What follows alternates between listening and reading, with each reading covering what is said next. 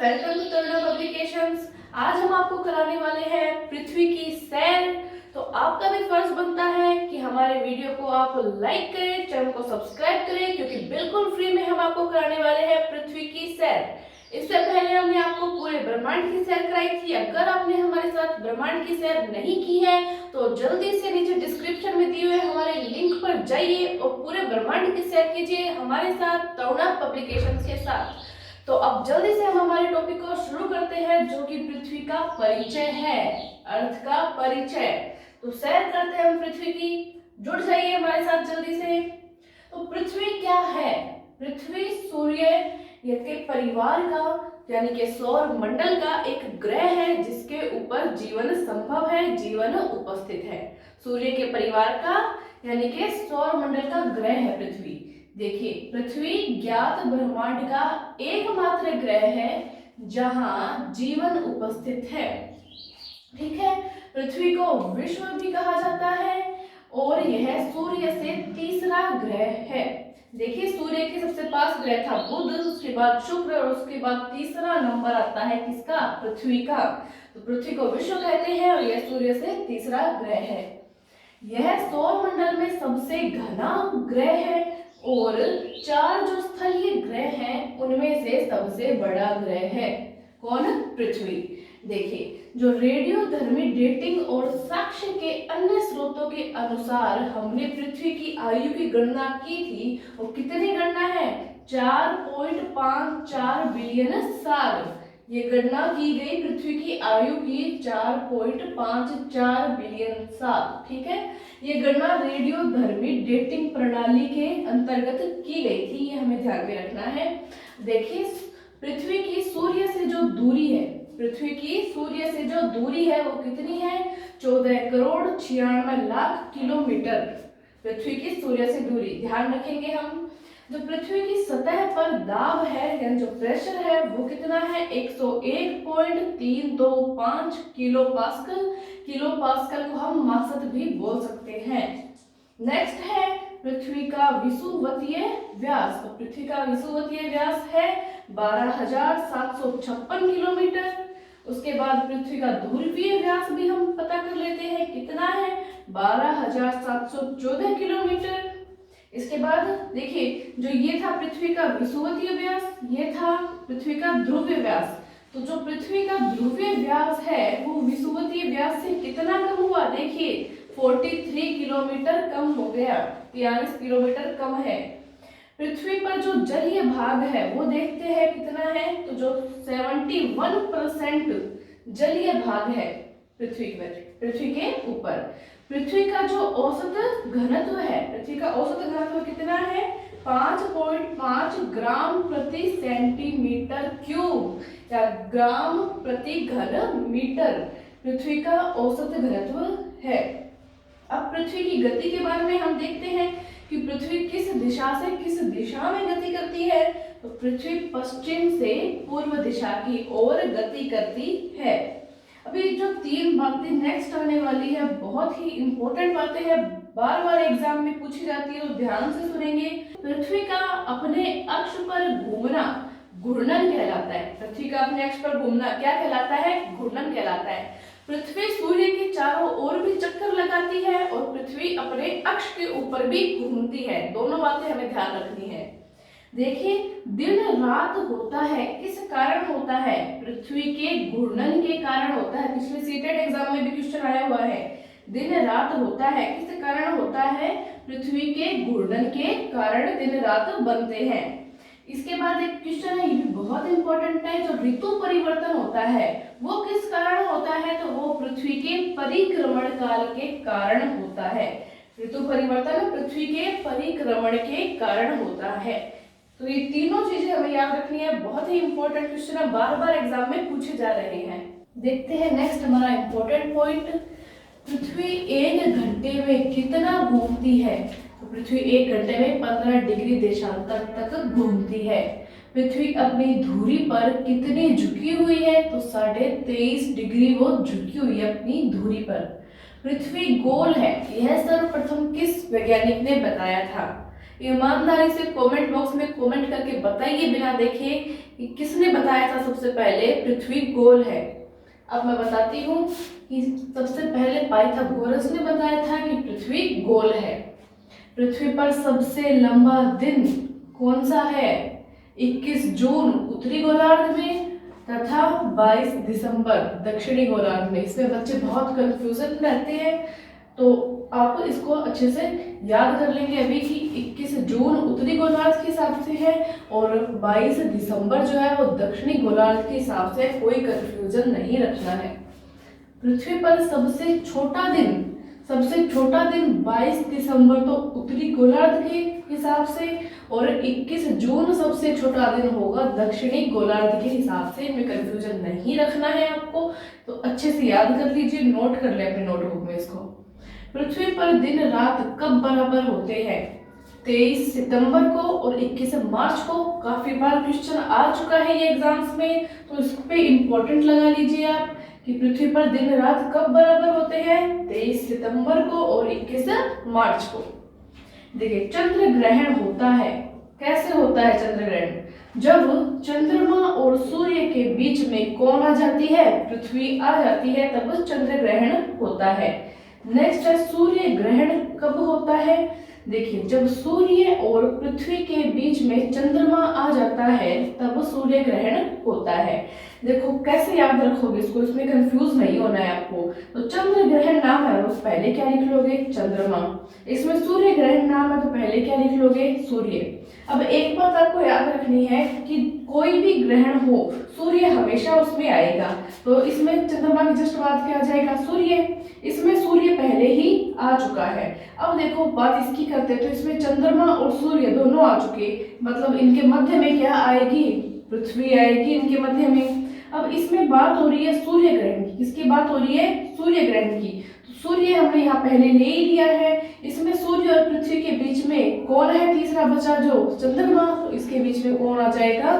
चंद्रमा आ जाएगा। तो इस तरह से हम इसको याद रख लेंगे।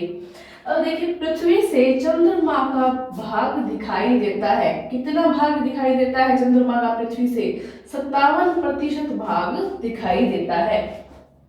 अब देखो, पृथ्वी पर अक्षांश रेखाएं हैं, उनकी संख्याएं आपको बतानी है कितनी है। तो 180 जो है वो अक्षांश रेखाएं हैं। अब जल्दी से मेरे को देशांतर रेखाएं कितनी है? देशांतर रेखाएं बताइए। तो 360 जो है वो देशांतर रेखाएं हैं पृथ्वी के ऊपर। पृथ्वी तथा सूर्य के मध्य अधिकतम दूरी बताओ। अधिकतम दूरी किस दिनांक को होती है पृथ्वी और सूर्य के मध्य? और 4 जुलाई को जब अपसौर का समय होता है तब पृथ्वी और सूर्य के मध्य अधिकतम दूरी होती है। तो न्यूनतम दूरी भी बता दो साथ साथ में कि पृथ्वी और सूर्य के मध्य न्यूनतम दूरी कब होती है? तो 3 जनवरी को क्या होता है? उपसौर का समय। तो उपसौर का समय यानी कि 3 जनवरी को पृथ्वी तथा सूर्य के मध्य न्यूनतम दूरी होती है, यानी वो बहुत अधिक पास होते हैं बाकी दिनों की तुलना में।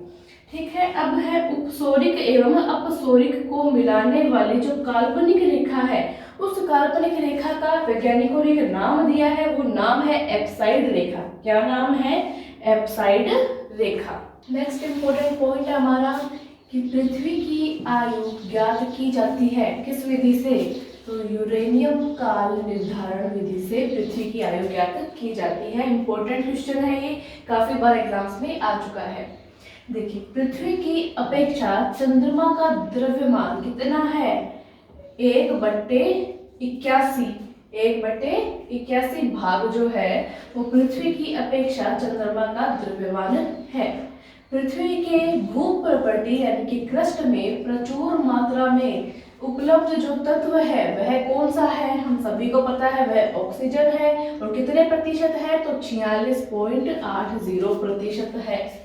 ठीक है, पृथ्वी की सतह के नीचे का जो द्रवीभूत शैल है वह क्या कहलाता है? ये क्वेश्चन भी काफी बार एग्जाम में आ चुका है, तो वह मैग्मा कहलाता है।